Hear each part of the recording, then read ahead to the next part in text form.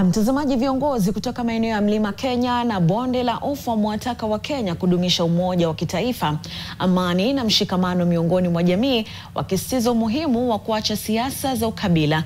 Kinara wa chama cha Service na mbunge wa Laikipia Mashariki Mwangi Kiunjuri pamoja na wabunge wengine wametoa wito huo wakati wa hafla ya kuchangisha fedha kwa ajili ya ujenzi wa kanisa la Livingstone katika kaunti ya Pokot Magharibi. Kiunjuri ameitaka jamii ya Agikuyu kuwa mstari wa mbele katika kuhubiri amani, akisema kuwa Wakikuyu wanaishi katika sehemu mbalimbali za nchi na hivyo wana jukumu kubwa la kueneza ujumbe wa umoja na maridhiano.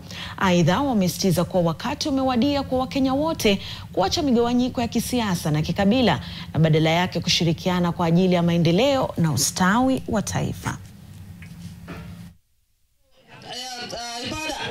Mjue kuna siasa ya kibinafsi na siasa ya kabila yote na kuna siasa ya Kenya. Usisikie mtu ambaye ni Mpokot ati amepatikana na ng'ombe ameiba useme wa Pokot ni waizi. Ni huyo Mpokot ambaye ni mwizi.